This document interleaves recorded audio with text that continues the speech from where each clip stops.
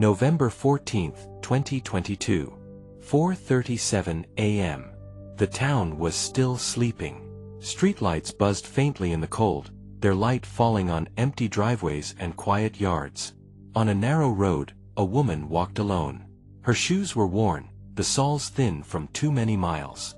She kept her head down, breath showing in short white clouds.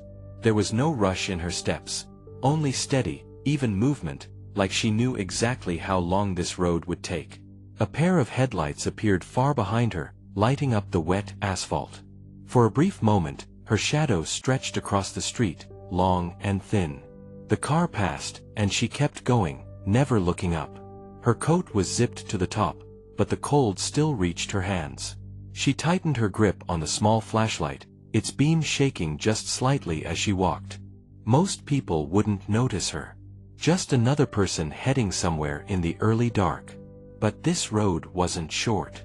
And her journey didn't end after a few blocks. Every morning, she walked. Every single one. No matter the weather. And on this day, her steps were leading to something she could never have expected. Her name is Darlene Quinn. She's 60 years old, born and raised right here in Michigan. Folks who know her say she's the kind of person who shows up early, never complains, and remembers the small details about your life, like how your kid did in their last basketball game, or whether your mom was feeling better after the flu. Darlene works as a package handler at FedEx. The job is tough. Heavy boxes, long hours, and little time to rest between shifts. But she takes pride in it. She's worked jobs most of her life, and she's never been one to sit still. She lives in a modest home on the edge of Redford. It's nothing fancy, a small yard, faded paint on the porch steps, but it's hers. Every morning before the sun comes up, she steps outside into the cold air, locking her door behind her.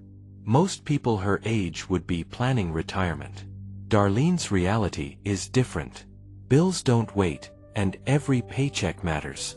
She doesn't talk much about herself at work, but when she does, it's usually with a little laugh, brushing off her own struggles. What she doesn't tell most people is that the walk they see her taking isn't just around the corner. By late fall of 2022, the Michigan mornings had turned harsher. The wind cut through even the thickest coat, and the frost seemed to bite deeper with every passing day. Darlene's old sedan had broken down months earlier.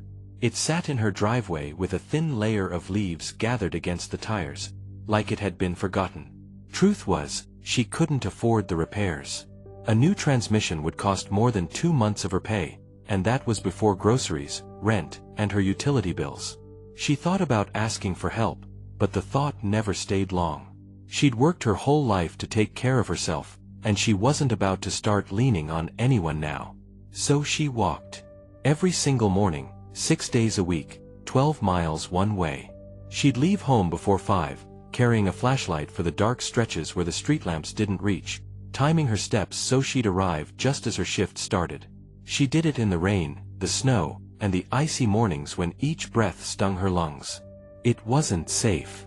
There were stretches where cars sped past without slowing, and sidewalks gave way to narrow shoulders of the road.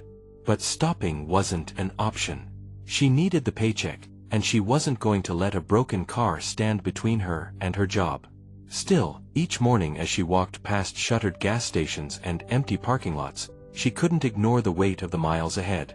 Some days she wondered how long her legs could keep up, or if one icy patch might send her down and change everything. And yet, no one at work seemed to know the full story. They saw her clock in, tired but smiling, and assumed she'd simply driven in like everyone else. It was just after 2 o'clock in the afternoon on December 3, 2022, when Darlene's shift ended. The air outside had that heavy gray stillness that comes before snow, and she was already bracing herself for the long walk home. She stepped through the employee entrance, pulling her coat tighter, but stopped when she noticed a small group gathered near the loading dock. A few of her co-workers stood shoulder to shoulder, their breath visible in the cold, talking in low voices. One of them caught her eye and waved her over. Darlene hesitated, unsure what could be so important, but as she walked closer, she saw something behind them. Parked just a few feet away was a white sedan, spotless, with a bright red bow tied across the hood. She froze, glancing from the car to the faces in front of her. No one spoke at first, and the only sound was the hum of a nearby delivery truck. Then one co-worker stepped forward, holding out a set of keys. His voice was soft, but steady. "This is yours, Darlene." She blinked, certain she had misheard, but the keys didn't move. Another co-worker explained how they'd noticed her walks, how word had spread beyond the warehouse, how strangers had pitched in after hearing her story. Darlene stood still, the cold forgotten, the moment almost too large to take in.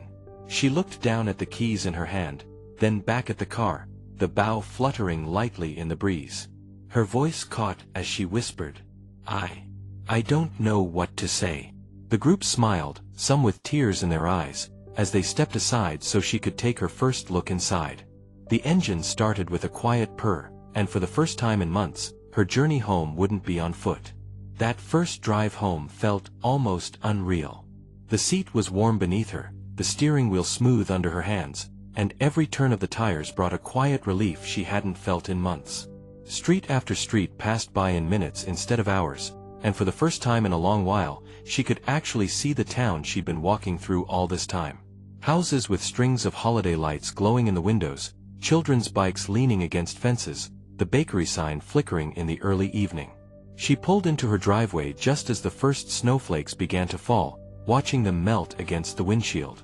Sitting there in the stillness, she thought about the mornings when she left before the sun rose, the nights when her legs ached so badly she could barely climb the porch steps, and the countless moments she told herself to just keep going. Now, the miles she once faced on foot were behind her, replaced by a gift she hadn't asked for but could never forget. It wasn't just a car. It was a reminder that people had been watching, caring, and willing to step in when she least expected it. That evening, she set her alarm for the next morning, knowing she would wake to a new kind of journey, one that began with a turn of a key, not the first step onto a cold, empty road. Kindness doesn't always come when we expect it, and it doesn't always look the way we imagine. Sometimes it's a warm meal on a cold night, other times it's a stranger holding a door, and once in a while, it's something so big it changes the shape of your days.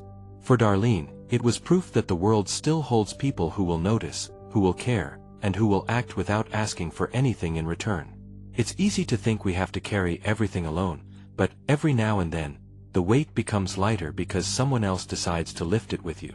That kind of moment stays. It doesn't fade with time, because it's not just about what was given, it's about knowing you mattered enough for someone to step in. If a single act can turn a winter road into a warm ride home, imagine what could happen if more of us chose to notice the miles someone else is walking. Somewhere near you, there's a neighbor carrying more than they can say, a coworker getting by on less sleep than they should, or a stranger who could use a break they'll never ask for. The smallest gesture you make could be the one they remember for the rest of their life. If this story moved you, share it, tell someone about it, and look for the Darlene in your own town. And if you believe kindness can still change the direction of someone's day, join us here in the empathy room for the next story.